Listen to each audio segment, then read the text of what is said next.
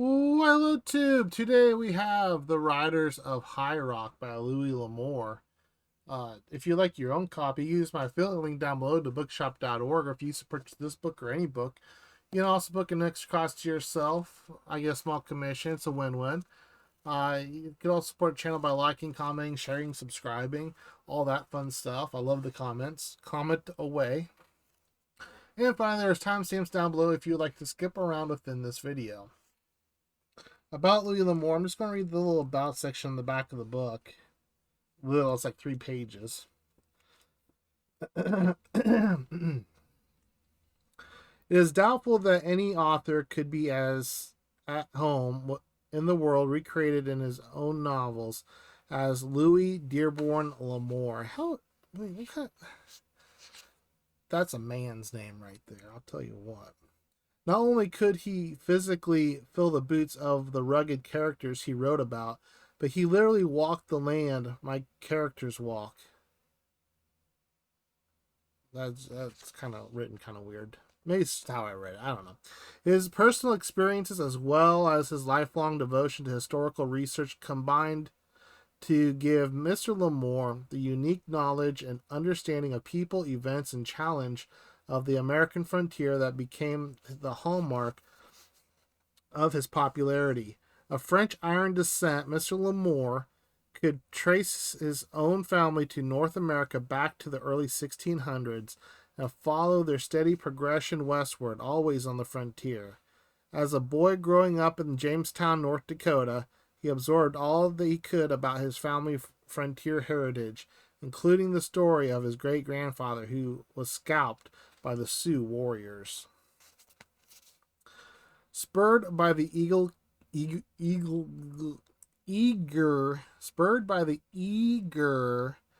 I can't read. Why do I have a booktube channel? I don't know. That's why. Spurred by an eager curiosity and a desire to broaden his horizons, Mr. L'Amour left home at the age of 15 and enjoyed a wide variety of jobs, including seaman, lumberjack, elephant handler. Who hasn't had a part-time job as an elephant handler? I know I have. Skinner of dead cattle, miner, and officer in transportation corps during World War II. During his yondering days, he also circled the world on a freighter, sailed a dhow on the Red Sea, was shipwrecked in the West Indies and stranded in the Mojave Desert. He won 51 of 59 fights as a professional boxer and worked as a journalist and lecturer. He was a voracious reader and collector of rare books. His personal library contains 17,000 volumes. Mr. L'Amour wanted to write almost from the time I could talk. After developing a widespread following for his many frontier and adventure stories written for fiction magazines, Mr. L'Amour published his first full-length novel, Hondo, in the United States in 1953. Every one of his more than 120 books is in print, and there are more than 300 million copies of his books in print worldwide. That timeline of 1953 doesn't make any sense because we're going to get into that here in a second. Maybe they meant like his, like, because this is a Hopalong Cassidy novel, so maybe he meant his, like came from his imagination, making him one of the best-selling authors in modern literary history. Sorry. His books have been translated into 20 languages, and more than 45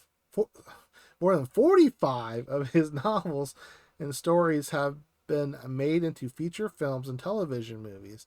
His hardcover bestsellers include The Lonesome Gods, The Walking Drum, his 12th century historical novel. Oh, I can't wait for that one, I'll tell you what. Jubal Sackett, Last of the Breed. Did we read Last of the Breed? And The Haunted Mesa. Have I read that one yet? No, I don't think I have. Anyway, his memoir, Education of a Wandering Man, was a leading bestseller in 1989. Audio dramatization and adaptation of many L'Amour stories are available from Random House Audio Publishing. The recipient of many great honors and awards. In 1983, Mr. L'Amour became the first novelist ever to be awarded the Congressional Gold Medal by the United States Congress in honor of his life's work in 1984. He was also awarded the Medal of Freedom by President Reagan. Louis L'Amour died June 10th, 1988. His wife, Kathy, and their two children, Beau and Angelique, carry the L'Amour tradition forward with new books written by the author during his lifetime and published by Bantam. So let's do about the book real quick. So about the book, the 229 pages, first published January 1st, 1951. I did a little bit of an oopsie because the way they're listed on Wikipedia made it look like this was the first Hopalong Cassidy and his second novel written. I'm trying to go in order. Well, it's actually the third Hopalong Cassidy. So, yeah, a little bit of an oopsie there. A brief synopsis, and this coming from bookshop.org, because I can't read the back of the book very well, because it's like all worn and stuff. Hopalong Cassidy rode into cattle country just east of the California line looking for his old friend Red Connors. He found Red holed up in a mountain cave with a bullet in his side and a story to tell.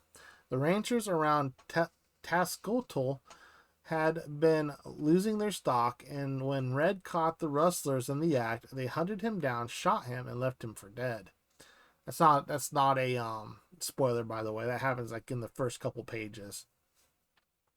Jack Bolt, a savage, ruthless killer, has brought in a tough band of hard cases to run his operation, and now he's sent them out to take care of the one man who stands in his way, Hopalong Cassidy.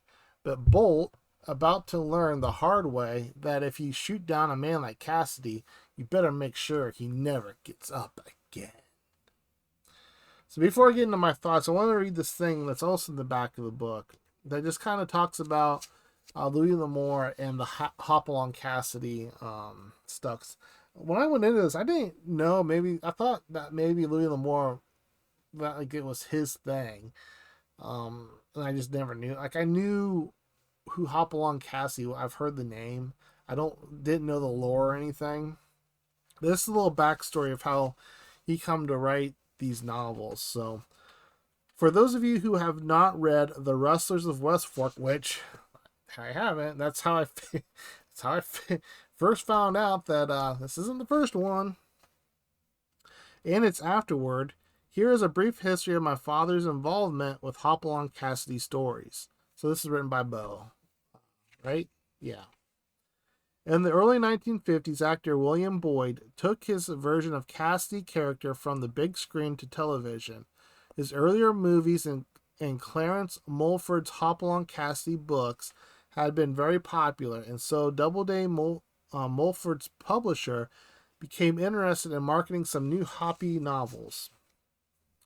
Mulford, who had been retired since 1941, did not want to continue the job.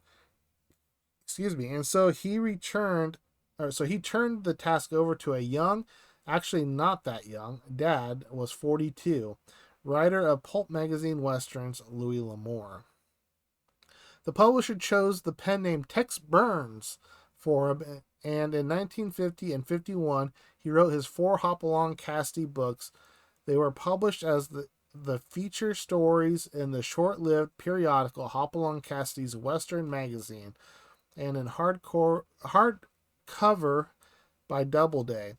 Due to the disengagement with the publisher over which interpretation of the Hopalong character to use, Dad wanted to use the Mulford's original Hoppy, a red-haired, hard-drinking, foul-mouthed, and rather bellicose cowhand, instead of the Doubleday's preference for the slick, heroic portrayal that Boyd adopted for his films.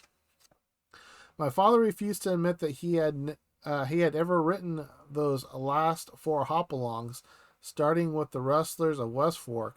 This is the first time they have been published with his name on them. For a more in-depth version of the story of how Louis L'Amour came to write and then deny that he had written the Cassidy stories, you can take a look at the afterword in Rustlers. I again offer my thanks to David R. Hastings to blah blah blah blah blah blah blah. So there you go. Little backstory how Louis L'Amour started writing the Hoppy books. So, my thoughts. I should start off by saying if you're new here or you found me through June on the Range, welcome. Please consider hitting that subscription button. I also do my own like Western thing. I've been doing hashtag Western Wednesdays, where every Wednesdays I talk about a Western short story, novella, novel, whatever. I've been working my way through the Elmore Leonard short stories this year, absolutely loving them. And then I usually do like one novel or novella a month, and then I kind of use the the Elmore Leonard short stories like the backbone of the, because I can't read a novel every week, unfortunately. But so there's lots and lots and lots of Western stuff on this channel if that's your sort of jam. So like I said, I went into this one thinking that this was Louis L'Amour's second novel and his first Hopalong Cassidy story. It turned out this was actually his third. I've heard of Hopalong Cassidy, but I'm not familiar with the lore. And while reading, I definitely felt like I was missing some backstory. Probably for that reason. At its core, this is a Rustler story, and those tend to be pretty straightforward from what I've read. That makes it readable as a standalone. Still, I assume Red Connor and Mesquite Jenkins has some established history with Hopalong that I'm simply not aware of. I'm curious whether Hopalong, Mesquite, and Red's association is introduced more clearly in the first novel, Rustlers of West Fork. I am also wondering whether all the Hopalong Cassidy novels revolve around rustling, since the first book's title suggests it, and that suggests that it's one of Hopalong's. It suggests that Hopalong Cassidy has a long history of dealing with rustlers. I don't know why that was so hard to spit out. I don't mind a wrestling plot, but it's not my favorite, and I think it works better in short story form, just my opinion. It's tough to keep a wrestling narrative compelling at a full-length novel. The people steal cattle, they go ship away, and they get caught, and it's just I don't know how they do it. I don't know how you can make I don't know how they do it. I just put it at that. How do you make a wrestler story that stays engaging for 300 pages? So, the writing here is noticeably sharper than Westward the Tide, which was Louis' first novel. It was first written for London in the 1950, I believe, and it wasn't published in the United States until the early 70s. But you can already see L'Amour's growing as a writer, which isn't surprising given that he eventually becomes one of the greatest storytellers to walk the earth. Even so, the limitations of the wrestling plot show through a little bit. There are stretches that feel like filler meant to extend the book, though it never becomes a slog. That's very important, because sometimes filler just feels like it's a slog to get through. It still felt like it's filler, but at least the story was progressing through and just wasn't at a standstill. The dialogue is strong, especially the friendly jabs between Hopalong and Red. And Mesquite Jenkins' arrival adds a fun surprise, even though I had no idea who he was or who he is.